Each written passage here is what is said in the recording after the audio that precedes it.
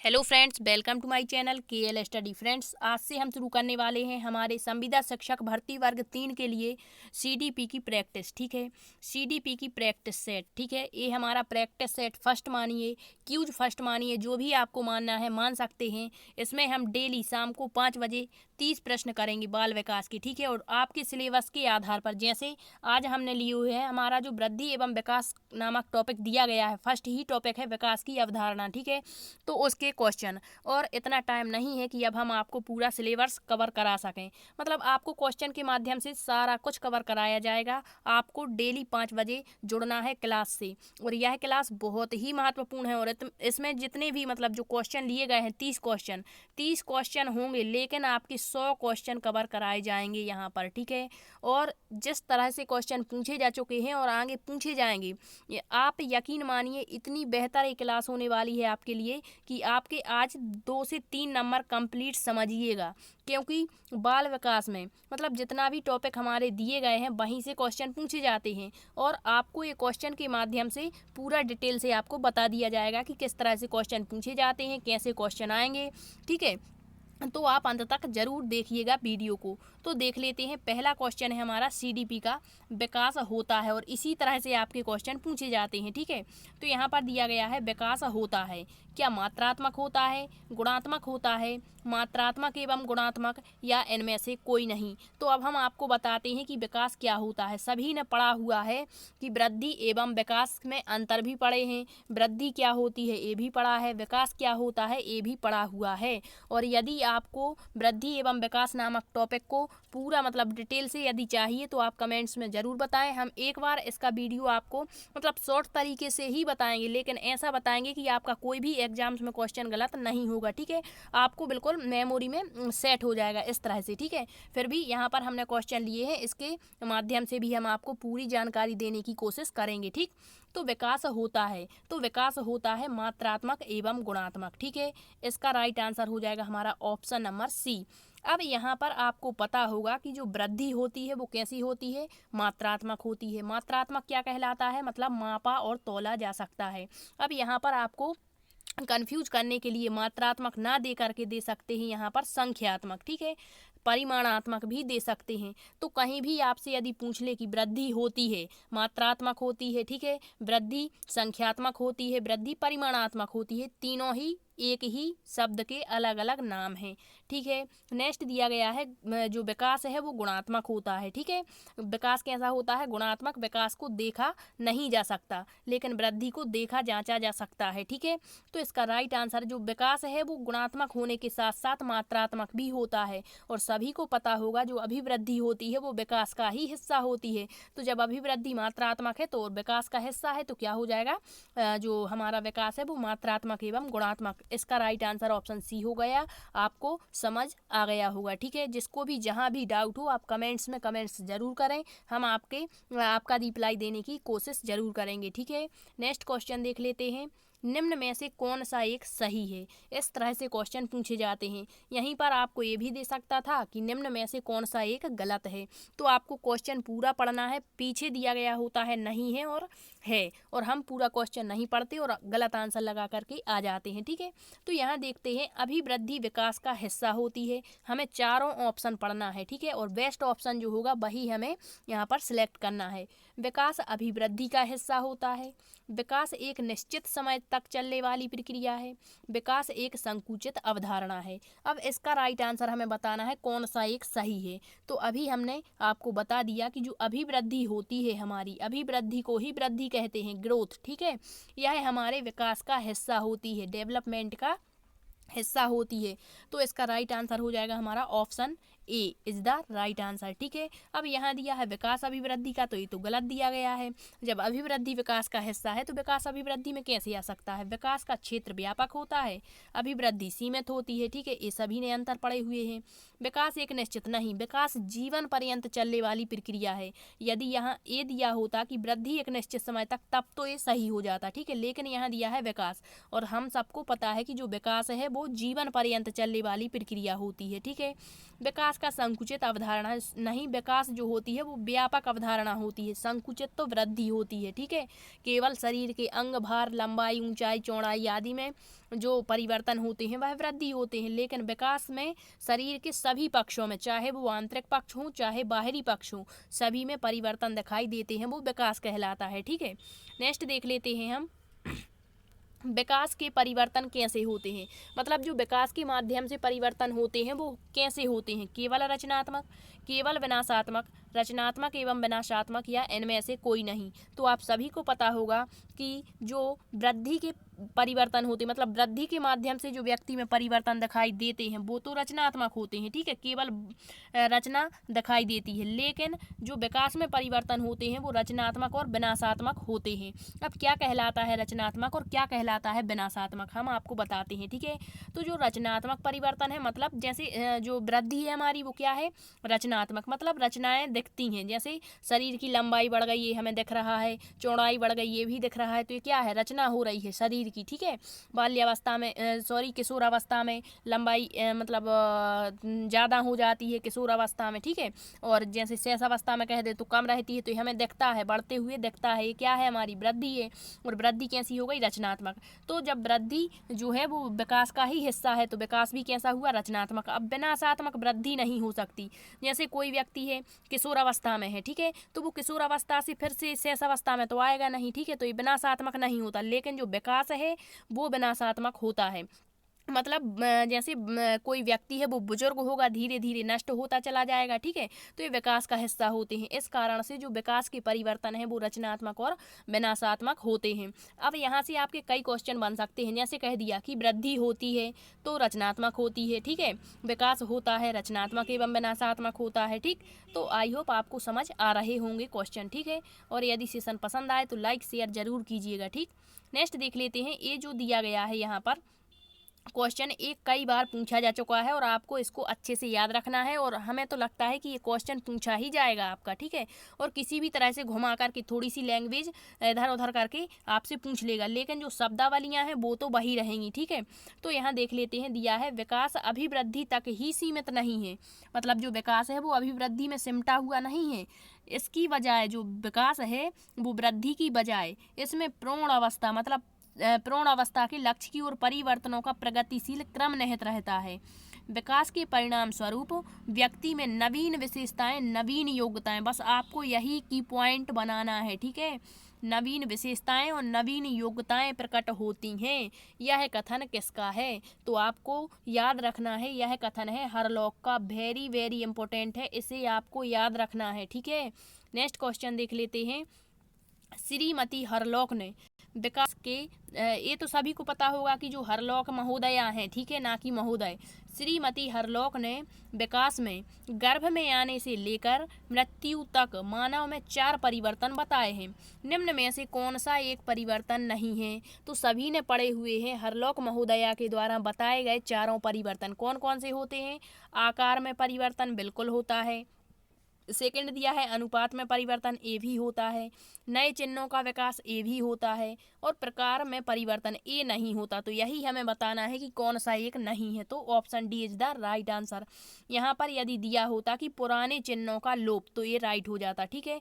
तो आपने ये चारों याद रखने हैं, कौन कौन से इन्होंने 4 प्रकार बताए हैं परिवर्तन, तो वो बताया है आकार में परिवर्तन, अनुपात में परिवर्तन, नए चिन्हों का विकास और पुराने चिन्हों का लोप। ये किसने बताया है, श्रीमती हरलॉक ने, ठीक। नेक्स्ट देख लेते हैं, क्वेश्चन नंबर 6 दिया गया है, ये महत्वपूर्ण परिभाषा है IMP, ठीक है, कोशीय गुणात्मक वृद्धि है। जहाँ भी आपको कोशिका, कोशीय दिख जाए बस आपको कुछ नहीं सोचना, वहाँ पर आपको राइट आंसर लगाना है फ्रैंक, ठीक है, क्या लगाना है, फ्रैंक। फ्रैंक ने ये परिभाषा दी हुई है, वृद्धि से संबंधित है। कोशी मतलब कोशिकाओं में जो गुणात्मक वृद्धि होती है वही अभिवृद्धि है, ठीक है, ये किसने कहा है, फ्रैंक ने। नेक्स्ट देख लेते हैं, क्रमिक एवं संगत परिवर्तनों की उत्तरोत्तर श्रृंखला को विकास कहते हैं, यह कथन किसका है। देखो अभी इन्होंने क्या बताया था श्रीमती हरलॉक ने, कि जो विकास है नवीन योग्यताएं, नवीन विशेषताएं प्रस्फुटित होती हैं, और यदि इस तरह से क्वेश्चन पूछ ले कि क्रमिक और संगत मतलब क्रम से और संगत तरीके से जो परिवर्तनों की जो श्रृंखला चलती है वह विकास है। ये किसने कहा है? तो ये कहा है श्रीमती हरलॉक ने। ये भी इन्हीं की परिभाषा है। तो इनकी एक दो जो डेफिनेशंस हैं वो हमने यहाँ पर डाली हुई हैं, आपको वो याद रखना है। और यदि डेफिनेशंस बनेगी विकास से तो इसी से आएगा क्वेश्चन, ठीक है। नेक्स्ट देख लेते हैं, विकास होता है। फिर से क्वेश्चन इस तरह से पूछ लिया कि विकास कैसा होता है, सामान्य से विशिष्ट की ओर, नियम से उदाहरण की ओर, सरल से जटिल की ओर, या यह सब सही है। तो आपने पढ़ा होगा कि जो विकास है वो तो बहुआयामी होता ही है, मल्टी डायमेंशनल होता है, ठीक है। विकास जो होता है वो सामान्य से विशिष्ट की ओर होता है। अब जिसने भी पेडागोजी में विधियां पढ़ी होंगी, आगमन और निगमन विधि, तो यहाँ पर हमने पढ़ा है आगमन विधि क्या होती है। आगमन विधि में उदाहरण से नियम की ओर जाते हैं और निगमन विधि में नियम से उदाहरण की ओर, ठीक है। तो यहाँ पर जो उदाहरण होते हैं वो कैसे होते हैं? विशिष्ट होते हैं। और यहाँ पर नियम सामान्य होते हैं, ठीक है। तो यही यहाँ पर दिया गया है सामान्य नियम, तो यहाँ पर तो नियम से उदाहरण ये भी सही हुआ फिर तो। और सरल से जटिल, तो ये तीनों राइट है, ठीक है। इस कारण से इसका आंसर हमारा ऑप्शन नंबर डी हो जाएगा। अधिकांश बच्चे क्या कर देंगे यहाँ पर सामान्य से विशिष्ट, और जो उनका गलत हो जाएगा, ठीक है। इसके तीनों ही आंसर सही हैं, मतलब तीनों प्रकार से विकास होता है, सामान्य से विशिष्ट, नियम से उदाहरण, सरल से जटिल, ठीक। नेक्स्ट देख लेते हैं, क्वेश्चन दिया गया है, निम्न में से कौन से विकास का एक आयाम नहीं है। तो विकास के आयाम सभी ने पढ़े हुए हैं, ठीक है। विकास के आयाम कौन कौन से होते हैं? शारीरिक आयाम होता है, मानसिक होता है, संवेगात्मक होता है, मनोगत्यात्मक जिसे गतिक आयाम कहते हैं ये भी होता है, सामाजिक आयाम होता है, और भाषिक आयाम भी होता है, ठीक है। तो 6 आयाम जो है ये हमारे विकास के आयाम हैं। अब यहाँ पर क्या पूछा गया है कि जो विकास का कौन सा एक आयाम नहीं है, ठीक है, कौन सा एक आयाम नहीं है। तो इसका राइट आंसर हो जाएगा ऑप्शन नंबर डी, आर्थिक विकास, मतलब ये कोई आयाम नहीं होता है, ठीक है। इसे यदि हम शामिल करना चाहें तो इसे हम सामाजिक विकास में कर सकते हैं, लेकिन इस तरह से कुछ दिया नहीं गया, इस कारण इसका राइट आंसर ऑप्शन डी हो जाएगा। यहाँ दिया है शारीरिक, मानसिक, संवेगात्मक। अब आपको आयाम से क्वेश्चन पूछे जाते हैं इस तरह से, जैसे कह देंगे कि मानसिक विकास के अंतर्गत कौन कौन से क्षेत्र आते हैं, या कह दिया कि शारीरिक विकास के अंतर्गत कौन कौन से क्षेत्र आते हैं। तो ये आपको याद रखना है। इस तरह से हमने आपको क्वेश्चन बनाए हुए हैं और वो भी आपके कवर होने वाले हैं, ठीक है। यहाँ पर देख लेते हैं, दिया गया है किस तरह से आयाम से क्वेश्चन पूछे जाते। एक तो आपको ये क्लियर हो जाएगा, ठीक है। दिया गया है भाषा, चिंतन, स्मृति, संवेदना, प्रत्यक्षीकरण, समस्या समाधान विकास के किस आयाम के अंतर्गत आते हैं। तो आपको ये सारा कुछ पढ़ा हुआ होगा आपने कि संवेदना क्या होती है, ज्ञान की पहली सीढ़ी होती है, ठीक है। संवेदना का कोई अर्थ नहीं होता, ज्ञानेंद्रियों के माध्यम से जो ज्ञान प्राप्त करते हैं वो संवेदना के अंतर्गत आते हैं। और जब संवेदना को अर्थ दे दिया जाता है, एक अर्थ मिल जाता है, तो वो प्रत्यक्षीकरण कहलाता है, ठीक है। स्मृति का जब हमारी सोच पर डिपेंड करता है, ठीक है। स्मृति में आप कितना रख सकते हैं, कितना आप भुला देंगे, और जो भुला देंगे वही भी स्मृति होगा, ठीक है। चिंतन आप मन से करेंगे, ठीक है, ना कि शरीर से करेंगे, मन से करेंगे ना। तो ये सारे जो दिए गए हैं ये किसके भाग होते हैं? हमारे मानसिक विकास के। किसके? मानसिक, मेंटली डेवलपमेंट, ठीक है, मानसिक विकास के क्षेत्र होते हैं। इसके अलावा भी और हो सकते हैं, ठीक है। तो आपको सिंपली यही याद रखना है, और एक क्वेश्चन पूछे जा चुके हैं, ठीक है। नेक्स्ट देख लेते हैं, यहाँ पर दिया है नेक्स्ट आयाम से पूछ लिया कि निम्न में से कौन सा एक शारीरिक विकास का क्षेत्र नहीं है। अब यहाँ पर शारीरिक विकास के अंतर्गत कौन कौन से क्षेत्र आते हैं वो हमें याद होने चाहिए। तो यहाँ दिया है स्नायु तंत्र, ये तो शारीरिक विकास का क्षेत्र है। ऊंचाई एवं भार में वृद्धि, ये भी हमारे शारीरिक विकास का क्षेत्र है। नेक्स्ट दिया है शारीरिक अंगों के अनुपात में वृद्धि, ये भी बिल्कुल सही है। यहाँ दिया है बालक की रुचि में वृद्धि, और रुचि भैया शारीरिक विकास के अंतर्गत नहीं आती, ठीक है। इसका राइट आंसर हमें यही बताना है कौन सा नहीं है क्षेत्र, तो इसका राइट आंसर डी हो जाएगा, ठीक है। अब जो शारीरिक विकास के अंतर्गत यदि पूछ लें, मानव की लंबाई, ऊंचाई, चौड़ाई, पाचन तंत्र, फेफड़े, ये सारे कुछ किस में आएंगे? हमारे शारीरिक विकास में आएंगे, ठीक है, जिसे मापा और तोला जा सकता है, ठीक। तो आपका मानसिक विकास और शारीरिक विकास के क्षेत्र हमने आपको बता दिए। अब नेक्स्ट देख लेते हैं, क्वेश्चन दिया है आत्मसम्मान, स्वाभिमान तथा विचारधारा का जन्म किस विकास के अंतर्गत आता है। अब आपको ये भी पता होने चाहिए कि जो आत्मसम्मान है, सेल्फ रिस्पेक्ट है, स्वाभिमान है, विचारधाराएं हैं, ये किसके अंतर्गत आती हैं। तो इसका राइट आंसर हो जाएगा हमारा ऑप्शन नंबर ए, सामाजिक विकास के अंतर्गत ये सभी आते हैं। ठीक है, तो अब आपको ये तीनों याद हो चुके होंगे। एक होता है हमारा संवेगात्मक विकास, तो संवेग तो सभी ने पढ़े हैं, भय, क्रोध, घृणा, वात्सल्य, करुणा, कामुकता, आश्चर्य, आत्महीनता, आत्माभिमान, एकाकीपन। ठीक है, ये सभी हमारे संवेग होते हैं, और जहाँ भी आपको ये देखने को मिले वहाँ पर लगा देना संवेगात्मक विकास। ठीक है, तो इसका राइट आंसर हो गया हमारा ऑप्शन नंबर फर्स्ट। अब आपको शारीरिक विकास कंप्लीट हो गया कि कौन कौन से क्षेत्र आते हैं, और इससे आप तो देख लेना एक क्वेश्चन जरूर बनेगा। ठीक है, नेक्स्ट देख लेते हैं। क्वेश्चन नंबर 13 दिया गया है, विकास की हर अवस्था में अपने अपने जोखिम खतरे होते हैं, यह कथन कैसा है? क्या हमने कभी ऐसा विकास की जो विशेषताएं हैं उसमें पढ़ा है कि विकास के अपने अपने खतरे होते हैं हर अवस्था की? बिल्कुल, यहाँ पर दिया गया है कि यह कथन है पूर्ण रूप से सही है, पूर्ण रूप से गलत है। इस तरह से ऑप्शन बना के पूछा जाएगा, आप देख लेना। ठीक है, आंशिक रूप से सही है या आंशिक रूप से गलत है, तो इसका राइट आंसर हो जाएगा ऑप्शन फर्स्ट, पूर्ण रूप से सही है। मतलब हर विकास जितने मतलब विकास जितनी भी अवस्थाओं में चलता है, चाहे वो शैशवावस्था हो, बाल्यावस्था हो, किशोरावस्था हो, प्रौढ़ावस्था हो, ठीक है, अपने अपने खतरे होते हैं। जैसे कह दिया शैशवावस्था में बालक के अलग अपने खतरे होंगे, अलग उसकी विकास की विशेषताएं होंगी। मतलब शैशवावस्था में उसका शारीरिक विकास तेजी से होगा, मानसिक विकास तेजी से होगा। ठीक है, बाल्यावस्था में थोड़ा कम होगा, किशोरावस्था में पुनः तेजी से होने लगेगा। ठीक है, तो अपने अपने खतरे हैं, अपने अपने जोखिम हैं, ये बिल्कुल सही है। यहाँ पर आपसे ये भी पूछ सकते हैं कि निम्न में से विकास के बारे में कौन सा सही है, और इसके ऑप्शन बना के दे देंगे। ठीक है, तो आपने याद रखना है कि विकास के हर अवस्था के अपने अपने खतरे होते हैं। इसका राइट आंसर ऑप्शन फर्स्ट हो गया। नेक्स्ट दिया है, वृद्धि के बारे में निम्न में से कौन सा एक सही नहीं है? इस तरह से क्वेश्चन ज़्यादा पूछे जाते हैं। ठीक है, तो दिया है वृद्धि को मापा तौला जा सकता है, बिल्कुल ये तो सही है। वृद्धि संरचना में सुधार से संबंधित है, बिल्कुल सही है। वृद्धि केवल शारीरिक परिवर्तनों को, बिल्कुल सही है। वृद्धि जीवन पर्यंत चलने वाली प्रक्रिया, नहीं। यही बताना है कि कौन सा सही नहीं है, तो इसका राइट आंसर ऑप्शन डी हो जाएगा। वृद्धि जीवन पर्यंत नहीं चलती, बल्कि एक नियत समय तक चलती है। ठीक है, और जो विकास होता है वो जीवन पर्यंत चलता है, तो राइट आंसर ऑप्शन डी हो जाएगा।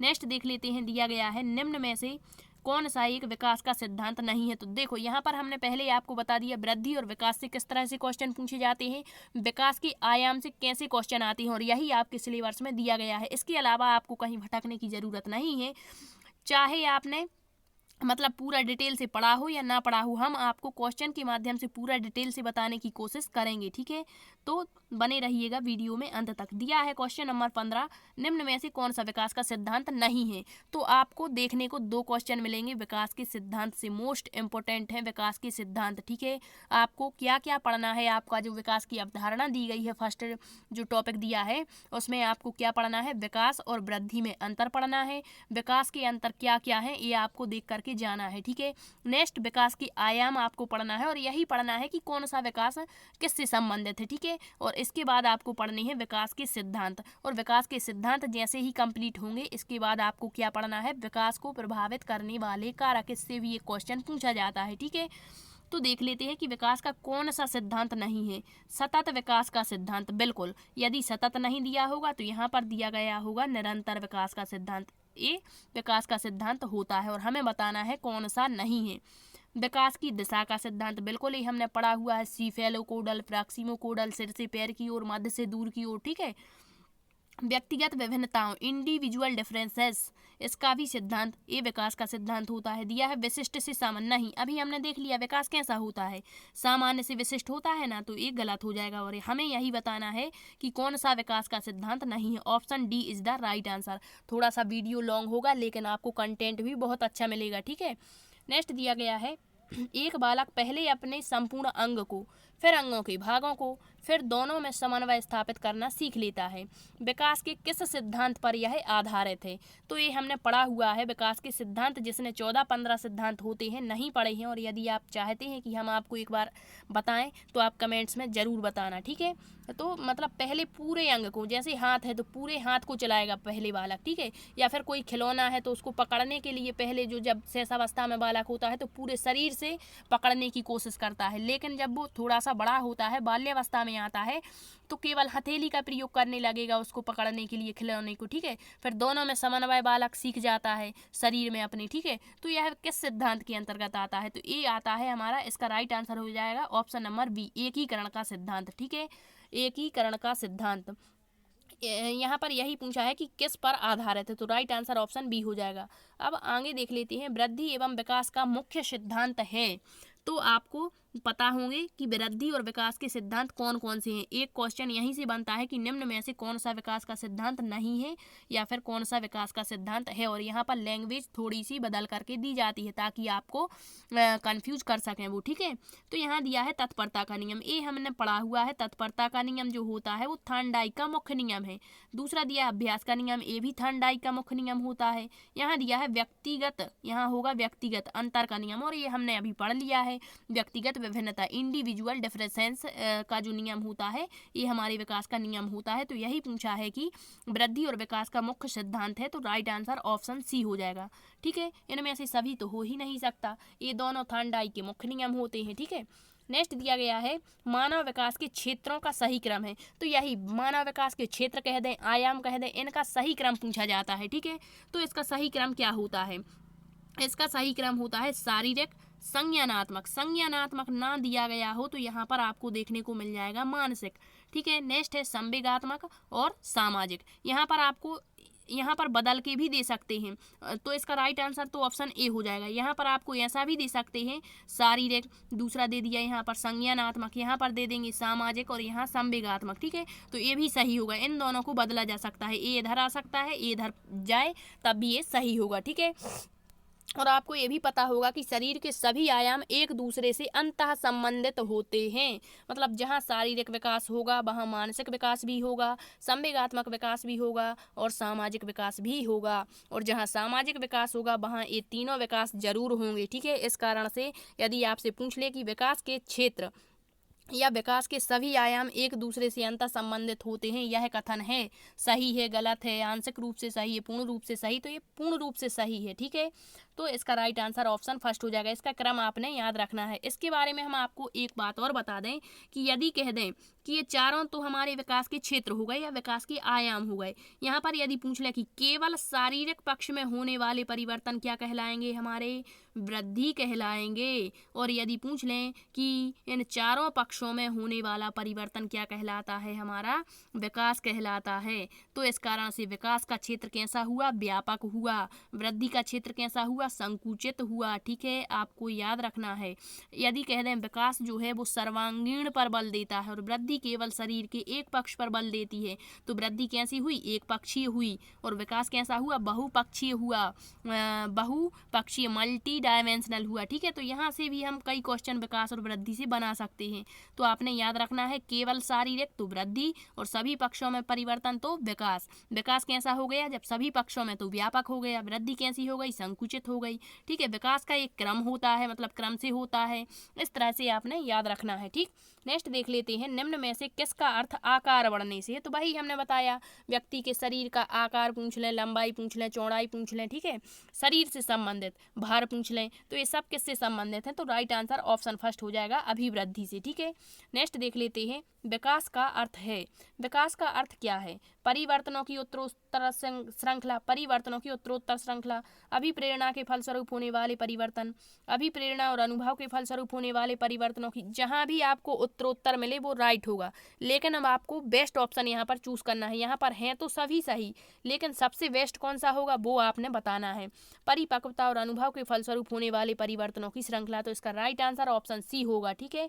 अभिप्रेरणा और अनुभव के फलस्वरूप जो परिवर्तनों की उत्तरोत्तर श्रृंखला में परिवर्तन होते हैं वही हमारा विकास है, राइट आंसर ऑप्शन सी हो जाएगा, ठीक है। नेक्स्ट है क्वेश्चन नंबर 21, निम्नलिखित में से कौन सा विकास का सिद्धांत है, फिर से ऐसा क्वेश्चन पूछ लिया और यहाँ पर ऑप्शन थोड़े चेंज हैं, ठीक है। तो यहाँ पर दिया है विकास की सभी की विकास दर समान नहीं होती है, बिल्कुल अलग अलग व्यक्तियों की विकास की जो दर है, विकास की जो गति है वो अलग अलग होती है, ठीक है। नेक्स्ट है विकास हमेशा रेखीय होता है, तो यहाँ बताना है कौन सा एक सिद्धांत है, तो इसका राइट आंसर तो हमारा फर्स्ट ही हो जाएगा। यहाँ दिया है रेखीय, नहीं, विकास केवल ऐसा तो चलेगा नहीं कि एक क्रम में चल जाए, नहीं, विकास जो होता है वो इस तरह से चलता, कभी घटेगा कभी बढ़ेगा, मतलब वर्तुलाकार भी होता है। और यहाँ दिया हमेशा रेखीय, तो ये तो गलत हो गया। विकास एक निरंतर चलने वाली प्रक्रिया नहीं है भैया, विकास एक निरंतर चलने वाली प्रक्रिया है, ये भी गलत हो गया। विकास की सभी प्रक्रियाएं अंतर समान नहीं है, ठीक है। यहाँ पर आपने अच्छे से ऑप्शन पढ़ना है, ये भी हमारा गलत हो जाएगा।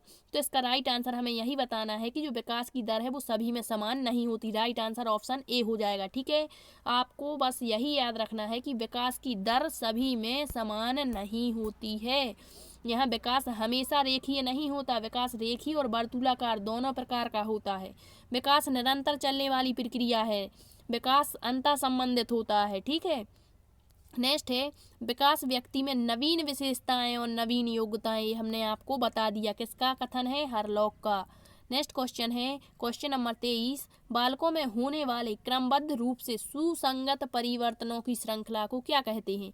क्या वृद्धि कहते हैं, विकास कहते हैं, संस्कृति या समावेशन? तो राइट आंसर हो जाएगा ऑप्शन बी, विकास। ठीक है, नेक्स्ट क्वेश्चन क्वेश्चन नंबर 24, सर्वप्रथम बाल विकास का वैज्ञानिक विवरण किसने प्रस्तुत किया? सभी को पता है किसने किया था? पेस्टालॉजी ने अपने 3.5 वर्षीय पुत्र अल्बर्ट पर किया था।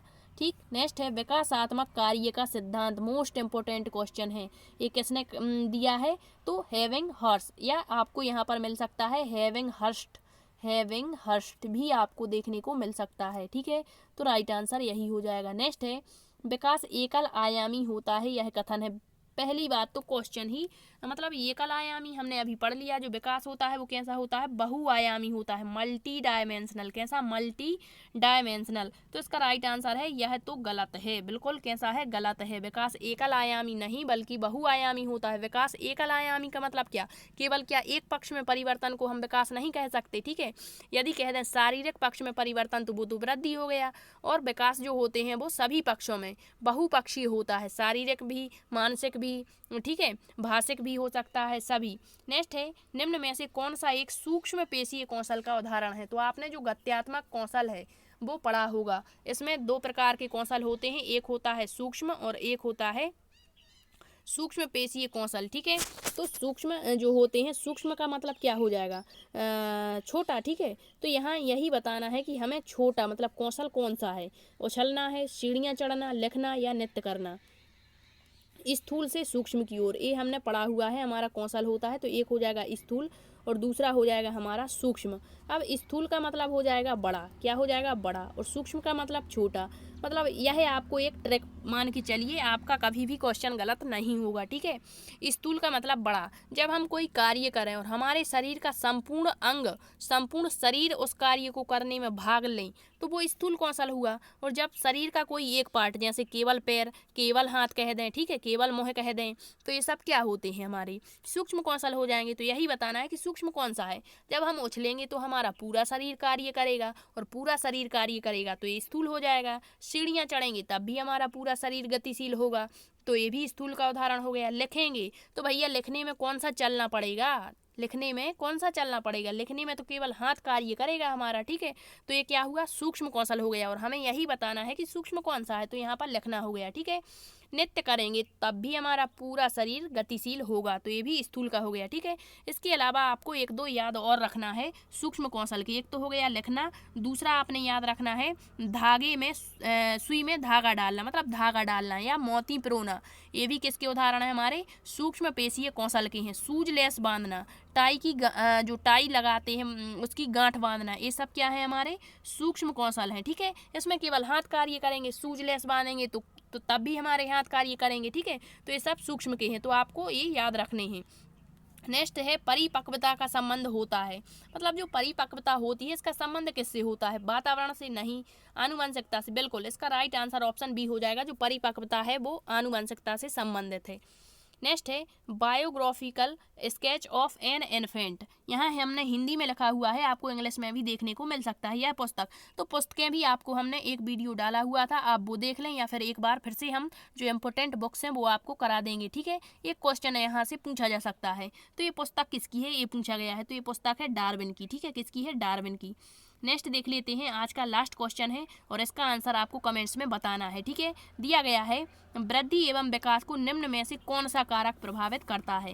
केवल वंशानुक्रम, केवल वातावरण, वंशानुक्रम एवं वातावरण, इनमें से कोई नहीं। तो आपको इसका आंसर कमेंट्स में देना है। और आपको क्लास कैसी लगी ये भी आप कमेंट्स में ज़रूर बताइएगा। और यदि आप इसी तरह से सभी टॉपिक्स के क्वेश्चन चाहते हैं तो अच्छा रिस्पॉन्स कीजिए। यदि आप एक टीचर को मोटिवेट करेंगे तो एक टीचर भी आपके लिए बहुत अच्छा कंटेंट लाने की कोशिश करता है, ठीक है।